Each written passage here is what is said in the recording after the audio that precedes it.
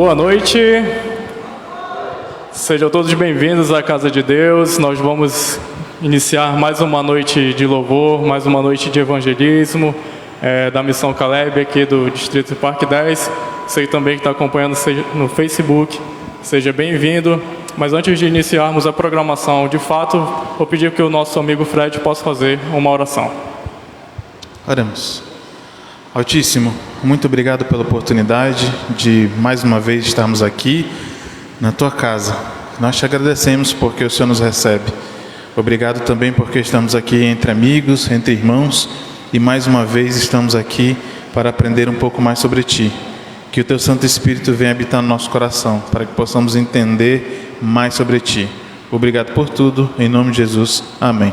Muito bem, agora nós vamos entoar um hino que ele fala do nosso Deus Criador e também do nosso envolvimento com a missão, que nós precisamos entender que Ele é tudo para nós e nós temos que entregar tudo para Ele. Vamos entoar o hino Tudo por Ele.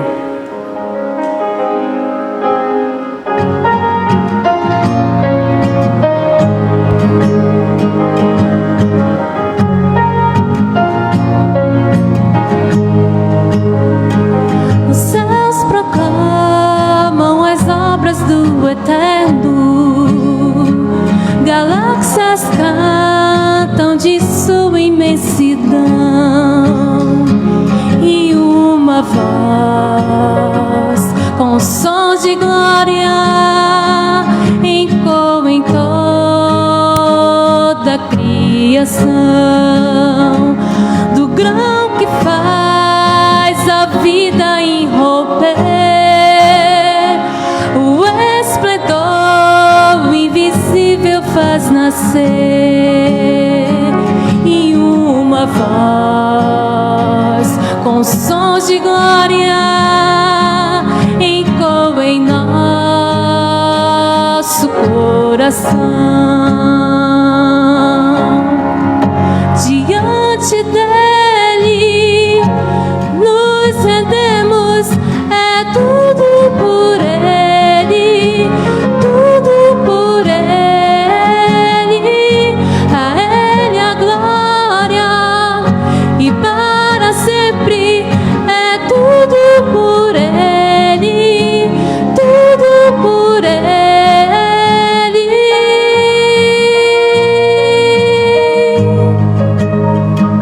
Em oração e na palavra seguiremos, em um só corpo rendido à missão, e nossa voz com sons de glória irá romper a escuridão.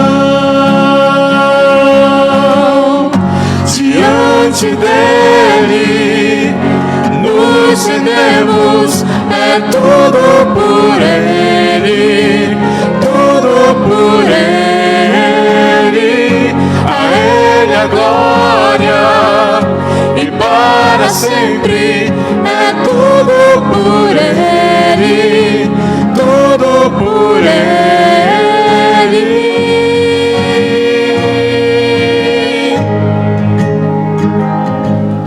A ele a honra, a glória e o louvor, que o reino seja em nós e nossa vida só por ele. A ele a honra, a glória e o louvor, que o reino seja em nós e nossa vida só por ele. A ele a honra, a glória e o louvor, que o reino seja em nós e nossa vida só por ele. Diante dele nos rendemos, é tudo por ele, tudo por ele, a ele a glória e para sempre, é tudo por ele, tudo por ele, a ele a glória, e para sempre é tudo por Ele, tudo por Ele.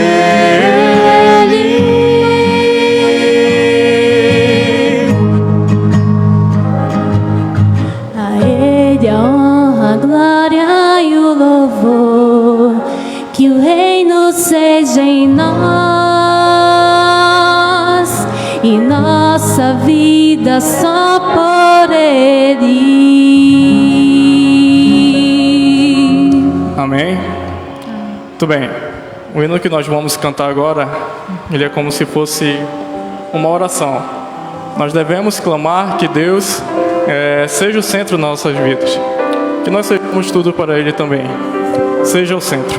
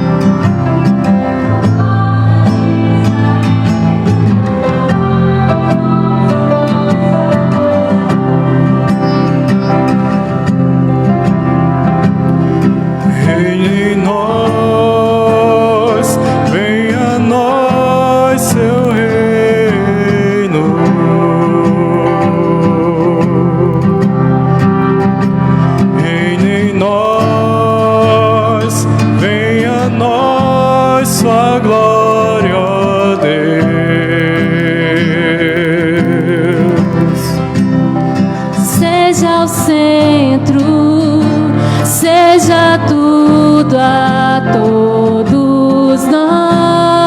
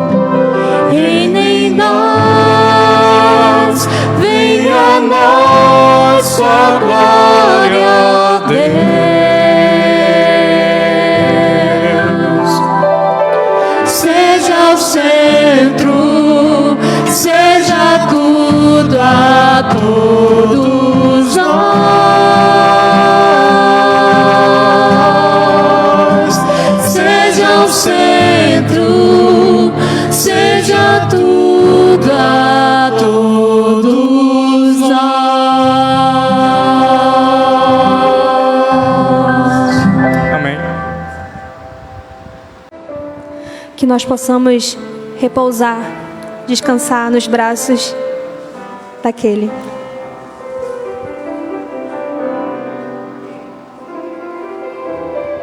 Seguro estou nos braços daquele que nunca me deixou.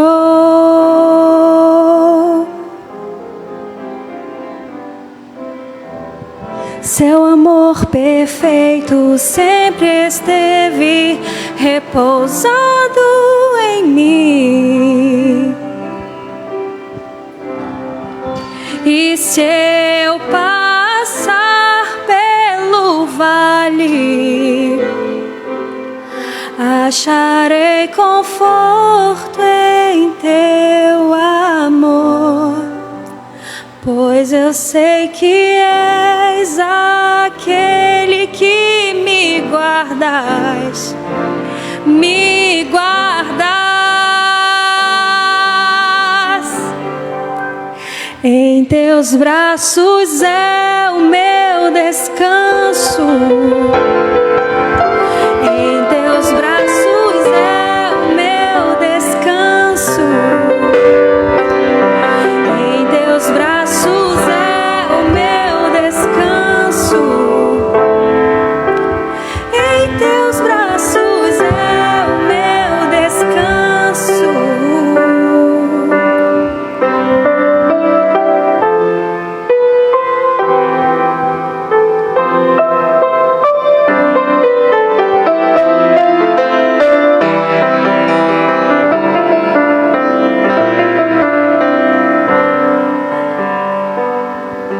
Segura estou nos braços daquele que nunca me deixou.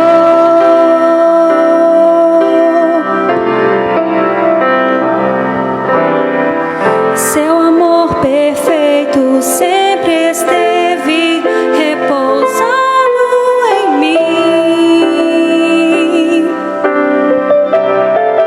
E se eu passar pelo vale, acharei conforto em teu amor, pois eu sei que és aquele que me guardas, me guardas.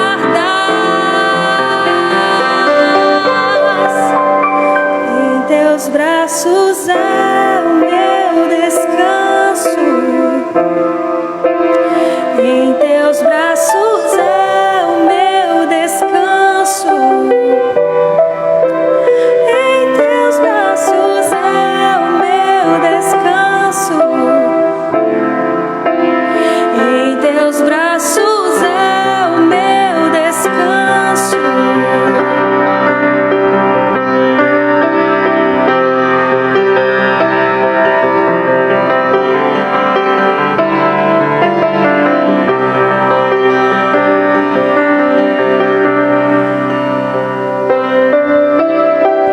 Seguro estou nos braços daquele que nunca me deixou. Amém. Como eu disse ontem, nós temos um tema bastante importante para estudarmos hoje, tá bom? E nós vamos hoje usar vários textos bíblicos para entendermos este assunto. Quero que você abra a Bíblia no livro de 2 Coríntios, capítulo 3, e o verso 14. Quando você encontrar o texto, nós vamos orar e depois nós vamos ler. Eu trouxe aqui uma tradução que ajuda bastante na compreensão do texto de hoje, porque algumas outras versões aí eles mudaram a palavra e colocaram outros termos e não dá para você entender bem, não fica muito claro. Mas essa tradução que eu trouxe aqui é uma Bíblia impressa em 2008, tradução corrigida e revisada, fiel ao texto original. Vamos estudar aqui. Acharam? 2 Coríntios capítulo 3. 2 Coríntios capítulo 3. Curva a sua fronte, vamos orar a Deus. Senhor nosso Deus e Pai, nós te agradecemos pelo privilégio que nós temos de estarmos aqui nesta noite, para continuarmos aprendendo mais da tua palavra. Eu peço ao Senhor que em nome de Jesus nos batiza com o teu Espírito Santo, que realmente a tua palavra aberta possa trazer clareza, compreensão através do teu Espírito Santo para as nossas vidas. Esteja com cada um de nós. Obrigado porque nos deu o privilégio de estarmos com vida e estarmos aqui na tua presença. Fale ao nosso coração, nos dê entendimento, em o nome de Jesus, amém. Verso 14, 2 aos Coríntios, capítulo 3 e o verso 14. Mas os seus sentidos foram endurecidos, porque até hoje o mesmo véu está por levantar na lição do Velho Testamento, o qual foi por Cristo abolido. Bom, nós estudamos ontem sobre a Bíblia, se ela é confiável ou não, né? Se ela é um guia seguro, se ela tem um ponto definido onde quer nos levar, e se ela não fica indo e voltando, né? Como que se não soubesse o caminho. Entendemos ontem que a Bíblia é sim um livro seguro. No entanto, tem esse texto da palavra de Deus, e tem muitos irmãos evangélicos que dizem que o Velho Testamento foi abolido. Por isso eles excluem parte dos textos bíblicos. E como está aqui na Bíblia, eu sempre ouvi as pessoas falar que o Velho Testamento foi abolido, mas nenhum deles nunca me apresentou um texto que dizia que o Velho Testamento foi abolido. Eu estou apresentando um aqui, a despeito de falarem, não me apresentavam esse texto, né? E aqui diz que o Velho Testamento foi por Cristo abolido. A palavra testamento aqui é diateké. Diateké é pacto, acordo, testamento. E no sentido de testamento aqui, diateké é última disposição de alguém, que alguém faz das suas posses terrenas depois da morte, depois da morte. É um testamento, é uma vontade do indivíduo. Muito bem, então aqui está dizendo que Cristo aboliu o testamento, o Velho Testamento. Quem está escrevendo isso daqui é Paulo. E se você pegar um outro texto de Paulo se referindo a isso daqui, em Atos capítulo 24, vamos lá para você ver. Atos capítulo 24 e o verso 14, nós vemos Paulo falando uma outra coisa que aparentemente ele está numa contradição. Aparentemente, tá bom? Atos 24, verso 14, que diz assim a palavra de Deus. Você achou? Todos? Eu vou esperar você achar, tá bom? Eu queria, não sei, os nossos Calebes também ficaram com medo da chuva hoje. Acho que eu vou preparar a próxima mensagem dizendo que guarda-chuva não é pecado usar. E que você, a despeito de ter sido feito da terra, tá bom? Você não se desgasta com água, tá bom? Você não se desgasta com água. Você pode andar na chuva, que não tem problema. Vamos lá.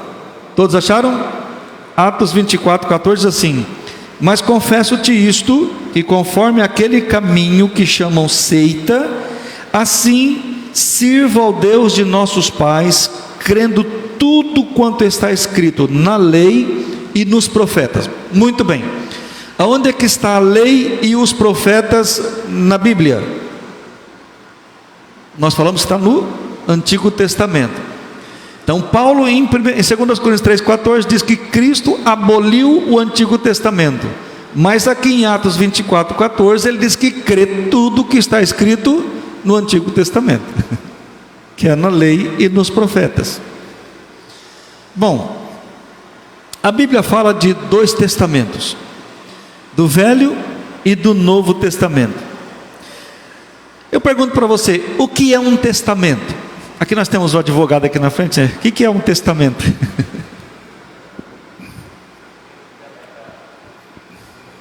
Muito bem. É uma doação que você faz em vida, mas que só tem valor quando o testador morre. Não é isso? E a Bíblia realmente garante isso. Aqui no livro de Hebreus, no capítulo 9, e eu quero pedir para você, ao que você achar Hebreus 9, você deixa marcado aí. Nós vamos ler outros textos, mas nós vamos voltar sempre para Hebreus 9. Então deixa marcado esse texto aí, tá bom? Hebreus capítulo 9, o verso 16 e o verso 17.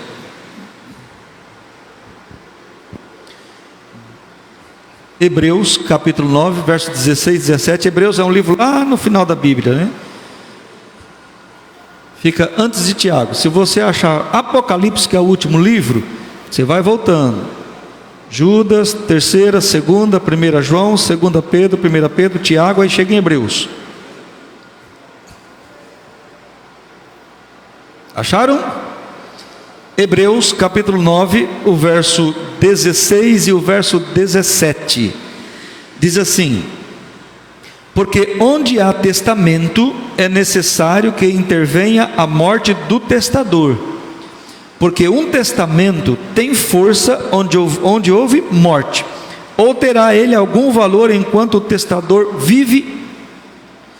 Bom, vamos fazer de conta que o Sérgio Júnior me coloca no testamento gordo dele. Você recebe? Me coloca lá, me dá a casa dele, né? Coloca no testamento. Vou deixar minha casa para o pastor Nelson no meu testamento. Bom, aí eu descubro que ele colocou uma casa no meu nome, assim, no testamento para mim. Eu falo: opa, chegou, Sérgio, eu quero a casa que você me deu no testamento. Eu posso fazer isso?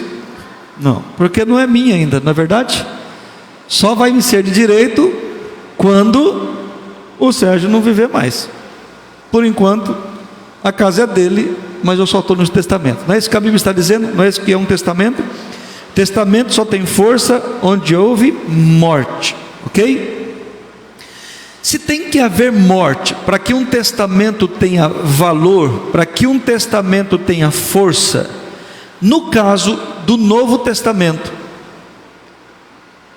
quem foi que morreu? Para que o testamento pudesse ter validade. Verso 15, Hebreus 9, verso 15. E por isso é mediador de um novo testamento, para que, intervindo a morte para a remissão das transgressões que havia debaixo do primeiro testamento, os chamados recebam a promessa da herança eterna. Quem foi que morreu no Novo Testamento para que pudesse ter validade? Jesus. Então, Jesus Cristo morreu para que eu e você pudéssemos ter acesso ao testamento. Mas o que é que nós ganhamos com o testamento? O que é que nos foi deixado com esse Novo Testamento? A Bíblia diz aqui no final, olha, para que recebam a herança eterna. O que nós recebemos como herança pelo testamento de Jesus, deixado por Jesus, ratificado aqui por Ele na morte, nós recebemos vida eterna. Quando Cristo morre na cruz, Ele está dando para mim e para você o direito de receber por herança a vida eterna. Veja, uma pessoa só pode deixar alguma coisa para alguém se esta coisa pertence a ele, se ele pode provar que é dele, que ele pagou, que pertence a ele. E no caso do Novo Testamento, com o que foi que Jesus nos garantiu a vida eterna? Qual foi o preço que ele mostrou que ele tem esta herança para nos dar? Aqui no livro de 1 Pedro, um pouquinho para frente, deixa marcado Hebreus aí, tá bom? 1 Pedro 1, verso 18, diz assim, é um pouquinho para frente, 1 Pedro 1, verso 18.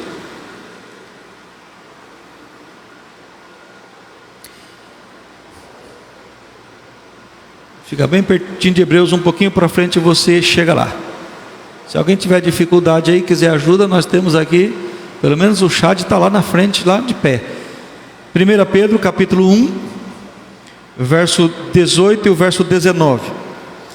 Sabendo que não foi com coisas corruptíveis como prata ou ouro que fostes resgatados da vossa maneira de viver, que por tradição recebeste de vossos pais, mas com o precioso sangue de Cristo, como de um cordeiro imaculado e incontaminado.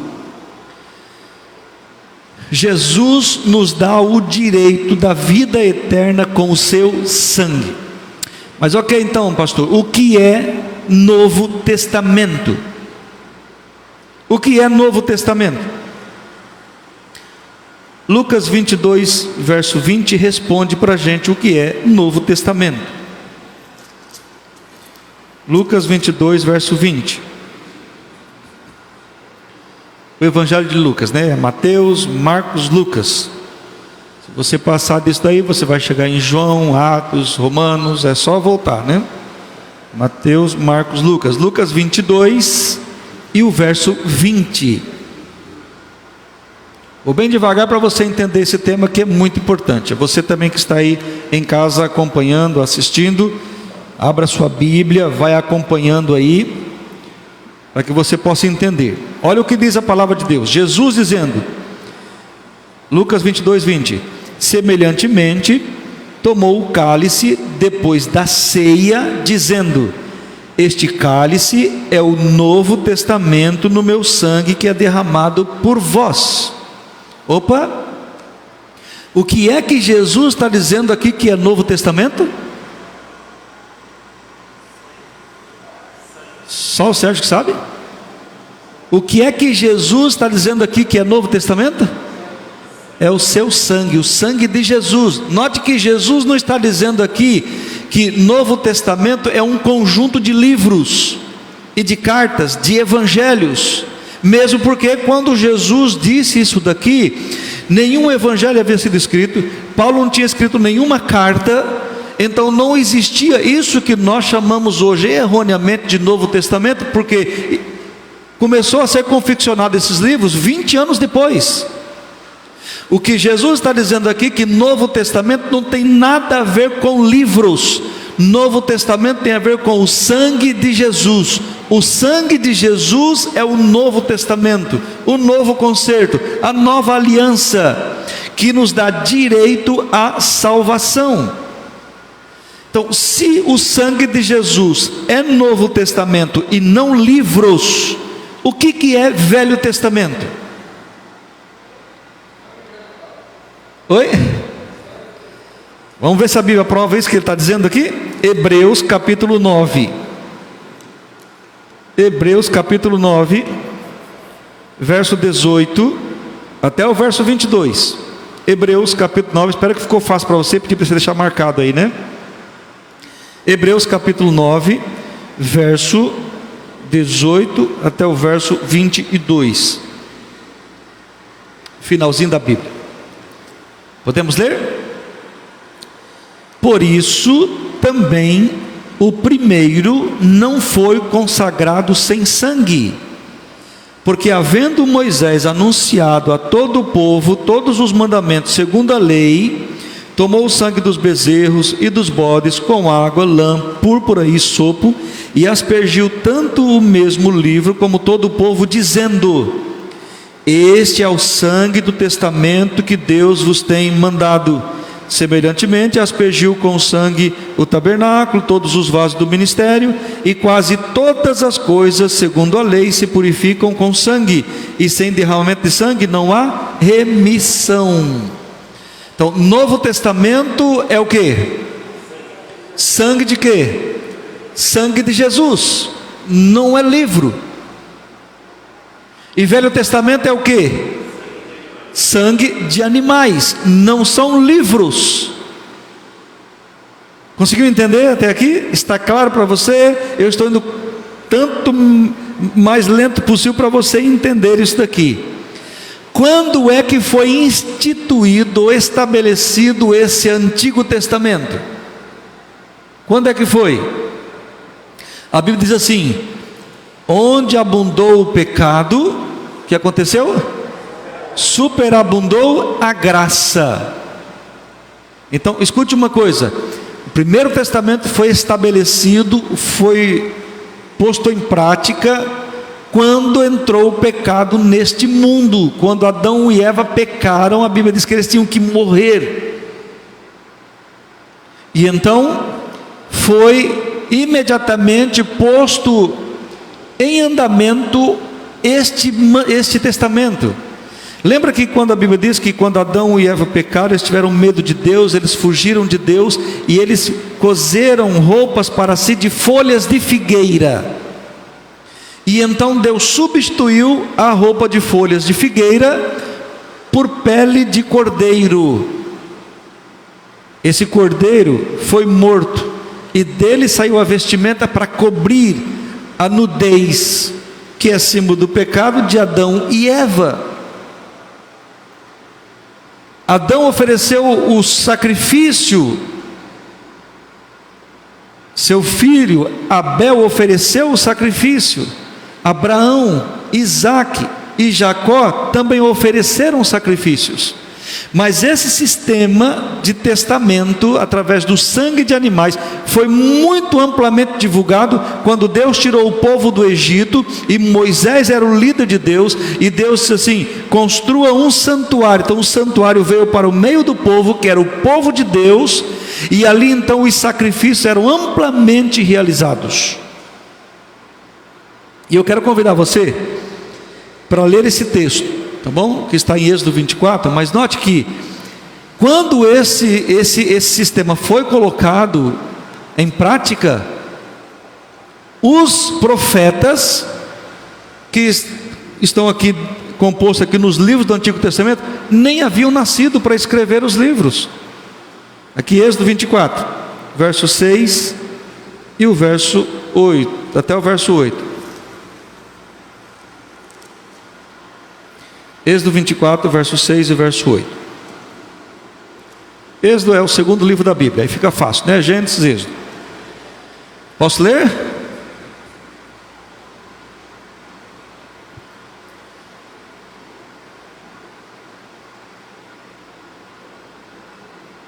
Deixa todos acharem, tá bom? Eu estou vendo as folhinhas tremulharem aí no ar até chegar no lugar certo.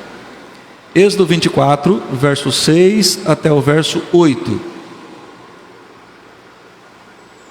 Vamos lá, diz assim a Bíblia: e Moisés tomou a metade do sangue e a pôs em bacias, e a outra metade do sangue espargiu sobre o altar.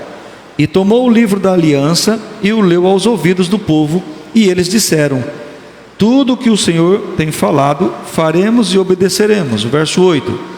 Então tomou Moisés aquele sangue e espargiu-o sobre o povo e disse: eis aqui o sangue da aliança que o Senhor tem feito convosco sobre todas estas palavras. A aliança do testamento, é isso que Deus tinha falado. Para que servia esse sistema de sacrifícios de animais? Era um sistema de perdão provisório. Não era o sangue desses animais que tirava, que limpava o pecado do povo, porque eles esperavam um sacrifício melhor, o sacrifício verdadeiro, o Cordeiro de Deus que tira o pecado do mundo. Mas enquanto o Cordeiro de Deus que tira o pecado do mundo não viesse para cumprir as profecias, então provisoriamente eles ofereciam um sacrifício. Era algo muito impactante, um animal ser morto, um animal irracional que morria, vertia o seu sangue, para que o ser humano racional, pecador, não pudesse morrer, mas pudesse ter a certeza e a esperança de que ele teria vida, não naquele animal, mas no Cordeiro de Deus que viria. Eles depositavam completamente fé no Cordeiro de Deus. Aqui em Levíticos, um livrinho da frente, o próximo livro, aqui em Levíticos capítulo 5, bem no início do livro, o verso 17 até o verso 19,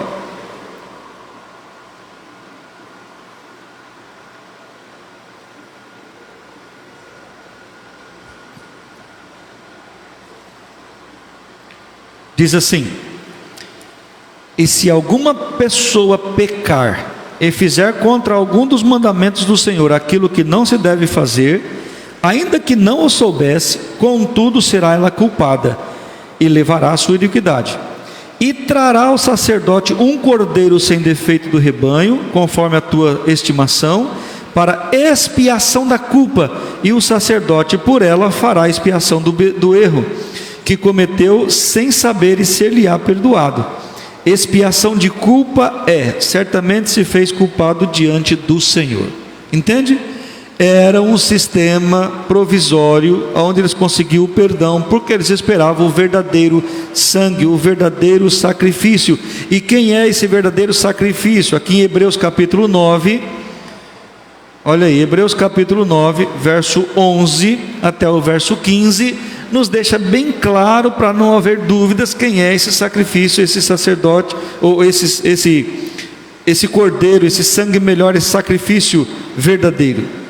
Hebreus 9, verso 11 em diante diz assim: mas vindo Cristo, o sumo sacerdote dos bens futuros, por um maior e mais perfeito tabernáculo, não feito por mãos, isto é, não desta criação, nem por sangue de bodes e bezerros, mas por seu próprio sangue, entrou uma vez no santuário, havendo ele efetuado uma eterna redenção.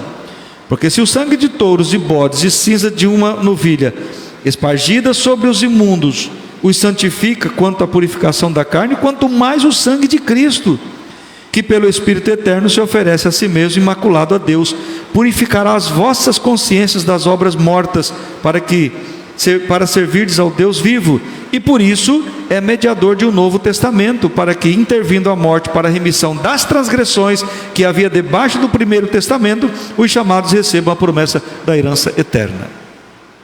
Entende? Então, lá no passado, eles ofereciam o sacrifício com o seu coração, com uma fé que transpunha todos os séculos e chegava no cumprimento da promessa de Deus, o Cordeiro de Deus que tira o pecado do mundo. Se Jesus Cristo não tivesse morrido na cruz do Calvário, nenhum daqueles sacrifícios efetuados no passado para a remissão de pecados, num sistema provisório de perdão, perderia a sua validade. Então, as pessoas que ofereciam sacrifício no passado, só têm o seu pecado perdoado, só têm a sua vida eterna garantida, por causa do sacrifício efetuado por Cristo na cruz do Calvário. Consegue entender até aqui? Está claro? Está ficando alguma dúvida? Se você ver o capítulo 10 aqui, de Hebreus, verso 1 até o verso 4, diz assim: porque tendo a lei a sombra dos bens futuros, e não a imagem exata das coisas, nunca pelos mesmos sacrifícios que continuamente se ofereciam cada ano, pode aperfeiçoar os que a ele se chegam. De outra maneira,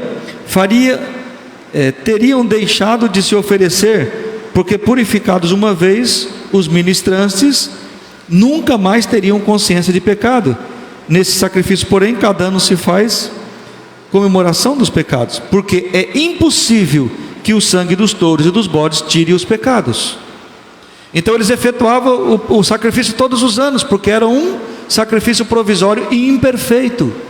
E quando Jesus Cristo vem, é o sacrifício perfeito. Você hoje não precisa mais matar um cordeiro para remir os seus pecados. Você já tem o cordeiro morto, e você já tem o sacerdote que ministra esse sangue e que oferece em seu favor, te garantindo o perdão, te garantindo a vida eterna. Abra a Bíblia em 1 João, por gentileza. 1 João, um pouquinho para frente, capítulo 1 e o verso 7. 1 João 1, verso 7.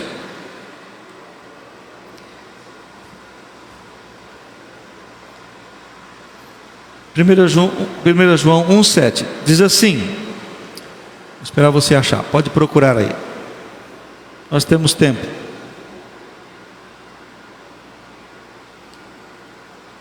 Posso ler? Mas se andarmos na luz, como Ele na luz está, temos comunhão uns com os outros, e o sangue de Jesus Cristo, seu Filho, nos purifica de todo o pecado. Todo. O que Cristo fez na cruz do Calvário garantiu para mim e para você remissão de todos os nossos pecados. Jesus veio para ratificar com a sua morte na cruz do Calvário a certeza que nós nos tornaríamos herdeiros da vida eterna, que foi firmado no Novo Testamento, que é o seu sangue. Porque o sangue de animais não poderia dar essa certeza, não daria esta convicção, porque era provisório, era um testamento, uma aliança dada por Deus, a despeito de o ser humano ter perdido o direito à vida eterna. Agora o ser humano os teria na pessoa de Jesus Cristo. Consegue entender até aqui? Então, se eu perguntar para você o que é Novo Testamento, você diz que é o quê? Vamos começar do zero? Vamos lá. 2 Coríntios capítulo 3, verso 4. Vamos começar todo o estudo de novo. Parece que vocês não entenderam, ou entenderam? O que é Novo Testamento? Sangue de Jesus. E o que é Antigo Testamento? Sangue de animais. Na cruz do Calvário, o que foi que Cristo aboliu? Vamos ver alguns textos. O que foi que Cristo aboliu? Mateus 5,17. Mateus 5,17. Quando ele foi morto, quando ele foi cravado na cruz, o que foi que ele aboliu? Mateus capítulo 5, verso 17. Tem mais uns 3 versos e aí termina, tá bom? Para a gente fechar aqui. Olha o que Jesus disse aqui em Mateus 5,17. Não cuideis, achou aí? Não cuideis que vim destruir a lei ou os profetas. Não vim abrogar, mas cumprir. O que foi que Cristo aboliu naquilo que chamamos de Antigo Testamento? Não foi lei e nem foi profetas, ok? Aqui no mesmo livro de Mateus, capítulo 22, verso 40. Mateus 22, verso 40.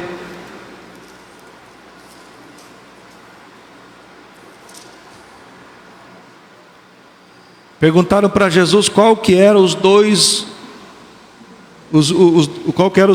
maiores mandamentos. Jesus disse: amarás o Senhor teu Deus de todo o teu coração, toda a tua força e o teu próximo como a ti mesmo. E aí no verso 40 ele diz assim: destes 2 mandamentos depende toda a lei e os profetas. Mais uma vez Jesus disse que não aboliu nem a lei e nem os profetas. Em Atos 24, verso 14, o próprio Paulo, né? Nós já lemos agora há pouco. Atos 24, 14, Paulo dizendo aquilo que nós lemos junto com o 2 Coríntios 3, verso 14. Mas confesso-te isso, que conforme aquele caminho que chamam seita, assim sirva ao Deus nossos pais, crendo tudo quanto está escrito na lei e nos profetas. E o último texto de hoje, 2 Pedro 1,19. 2 Pedro 1,19. Lá no finalzinho da Bíblia.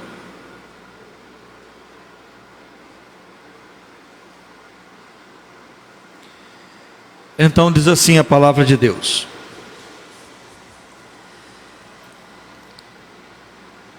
Pedro afirmando aqui, e temos, acharam? 1 Pedro 1, verso 19, ok? E temos muito firme a palavra dos profetas, a qual fazeis bem em estar atentos, como a uma luz que alumia em lugar escuro, até que o dia amanheça e a estrela da alva apareça em vossos corações. Ou seja, a palavra dos profetas ainda vigora. Jesus disse em Lucas 16, 17 que não cairia nenhum tio, nenhum i da lei até que tudo estivesse cumprido, e nem tudo foi cumprido ainda. Jesus não voltou. Então escute uma coisa: o que Jesus aboliu no Antigo Testamento, que nós chamamos de Antigo Testamento na cruz, foi sangue de animais. A única coisa que foi abolida por Jesus foi esse sistema provisório estabelecido para garantir a vida das pessoas que viveram antes de Jesus, porque ao Jesus vir, ele garantiria de uma vez por todas, no sacrifício verdadeiro, a salvação de todo aquele que nele crê, para que as pessoas não pereçam, mas tenham a vida eterna. Então, por que é que nós chamamos